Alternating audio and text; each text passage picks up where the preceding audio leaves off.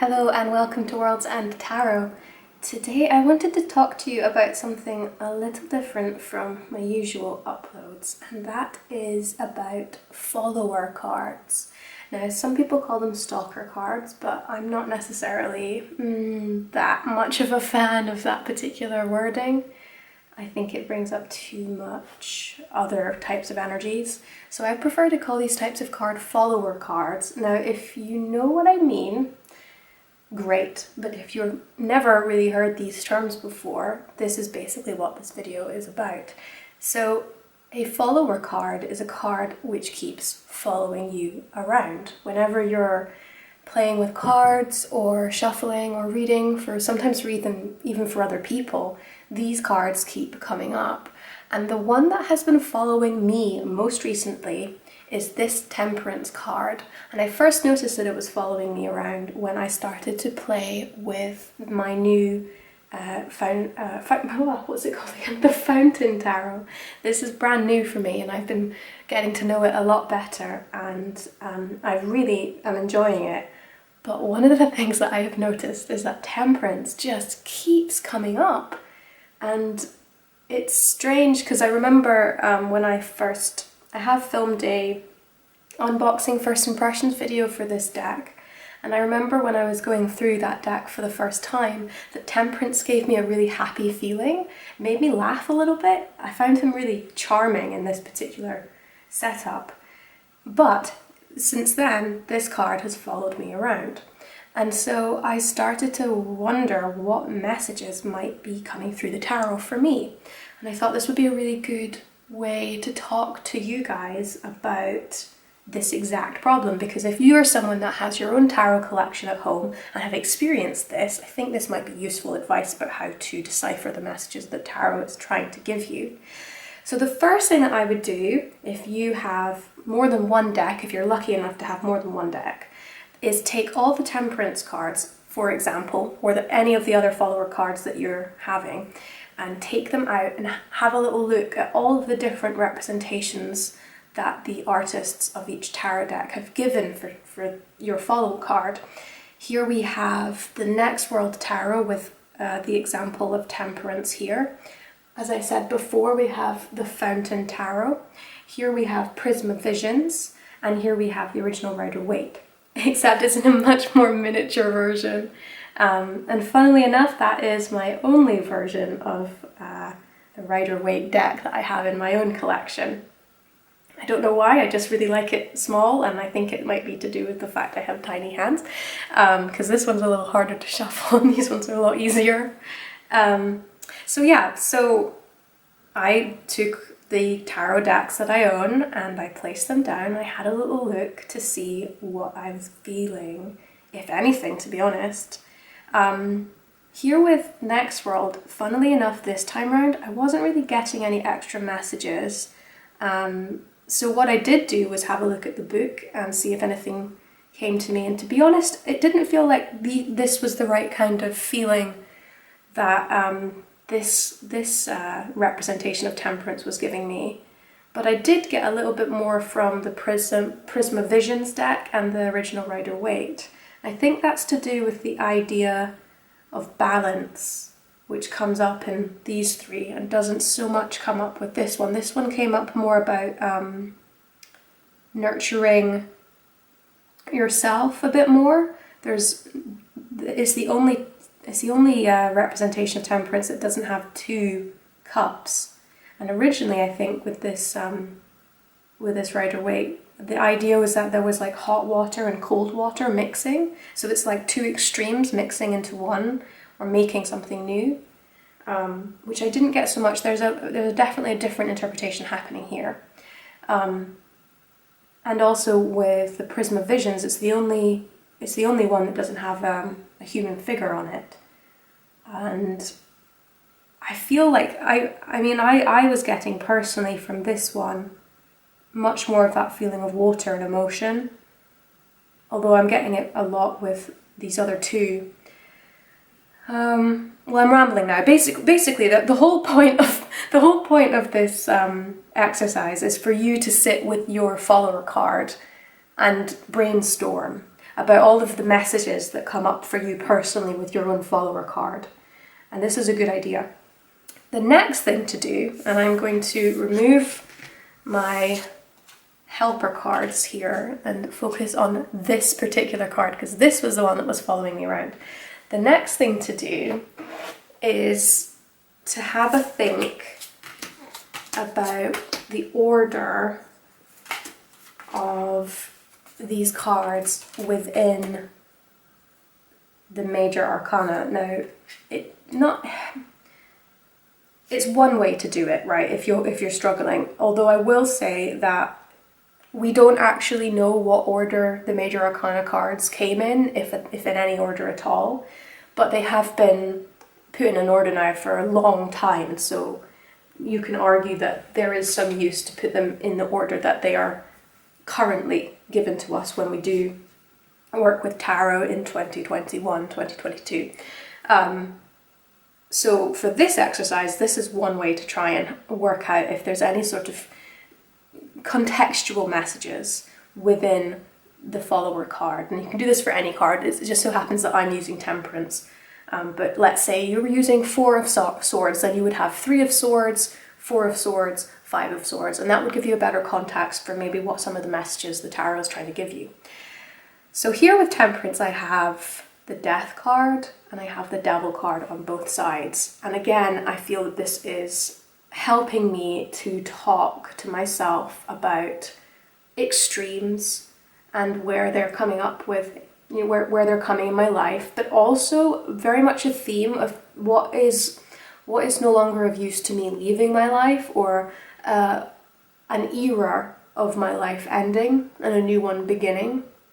And also a temptation for me to maybe stick with my older ways of working, even though that's not necessarily what's good for me anymore. And I found that much more helpful, and I also decided to do a little bit of a card pool for each one of these cards. When I pulled a clarifier for Death, it came up with the Fool, and so for me this was confirming that there's a new stage of my life coming up. When I pulled the clarifier for the Devil, it came up with the 10 of Cups, and I thought, okay, so there is a tendency for me to indulge in things that are familiar, that make me happy, but they might not necessarily be what exactly I need at this moment in time.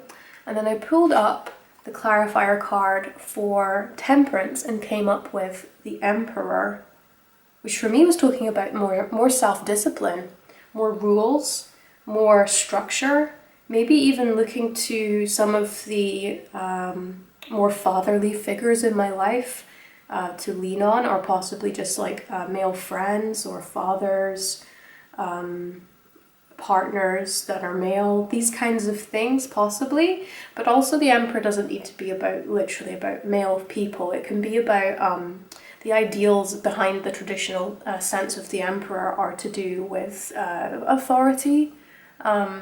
And so I was thinking, okay, so in what ways can I have a more authoritative approach to my own life? How can I be more like an emperor in regards to my own temptations or habits, and lead me into a place that's a little bit newer and fresher, and that's saying goodbye to things that are no longer of service to me. It's also, it was useful for me to do this with the Rider-Waite. I did the same thing where I was having a look to see if there was any particular things that were coming up with these more traditional cards, just to sort of really push the point home for myself about the messages that tarot is trying to give me at this time about temperance. If this doesn't work, there is also something else which I would consider doing. So I will move these away for you for the moment. Now, with temperance, we have the number 14. And if we add 1 and 4, we get 5. So another way to help us, work out if there's any lessons to be had with temperance is to bring out all of the 5 of suits and have a little look. This is what I did afterwards. I think I'll move temperance out of the way so we can go a little bit.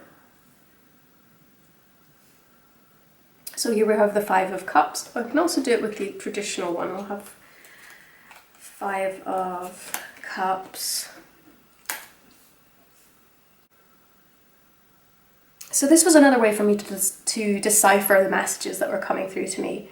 And this was actually pretty useful compared to the other way for me this time.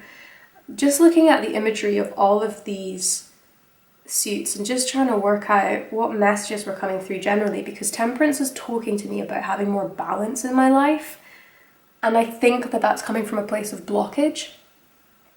And so these fives are talking about blockage in each of their own ways. With the Cups, it's an emotional way. The Five of Wands, it's collaborative and creative ways. With the Five of Swords, it's intellectual. And there's different themes coming through with the different decks here as well. Five of Coins, obviously traditionally is about financial issues, but it doesn't necessarily mean that in all of the ways I've seen it interpreted.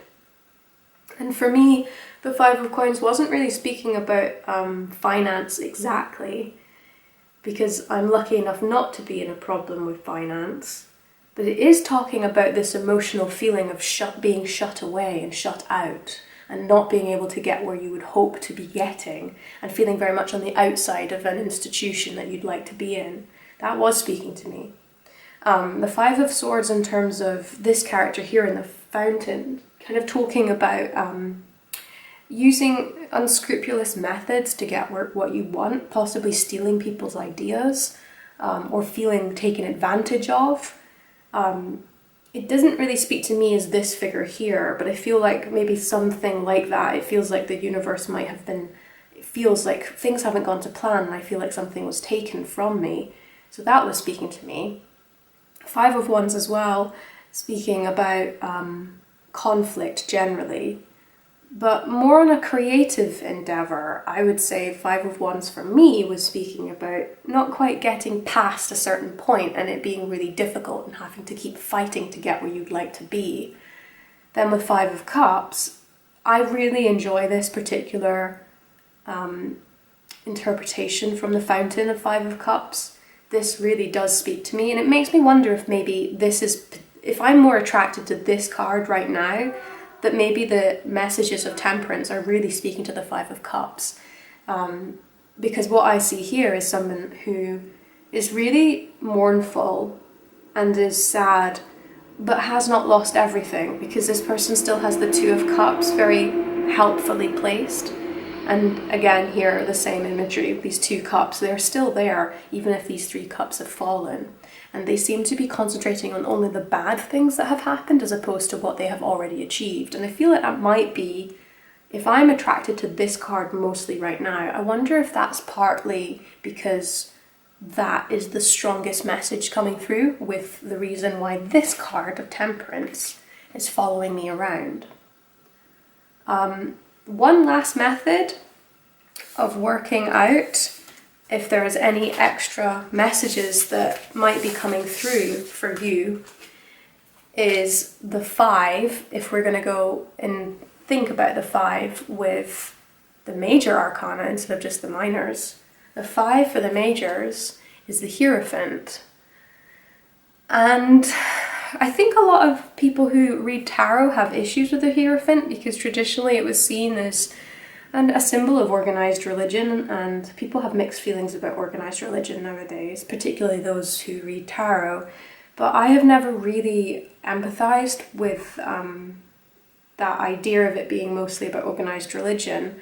For me, there's themes of just looking a little bit above your own self and into a higher power, and possibly also in traditions that have been long established. So maybe things like marriage, for example.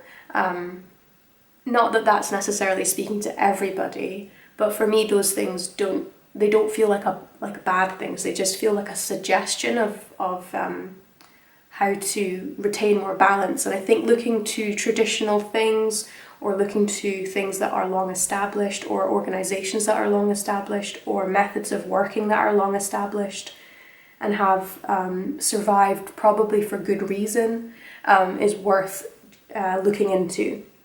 So in my interpretation of how that would come up in my life, the Hierophant could also be a teacher. So I wonder if this could be thinking about doing more work with maybe a therapist, for example, whether that's a masseuse therapist or talking therapy, or maybe Reiki, or maybe even actually looking to the tarot, particularly even more than I was before, and maybe getting my cards read by somebody else.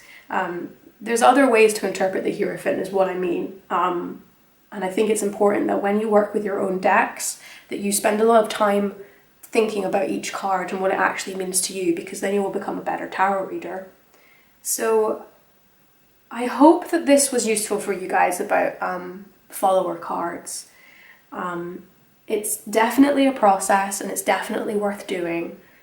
And I hope that I gave you some methods that you could use in your own practice. And I hope that if you enjoyed this video, you'd like to subscribe and join me again as I do more things like this. But for now, I will see you again later. Bye.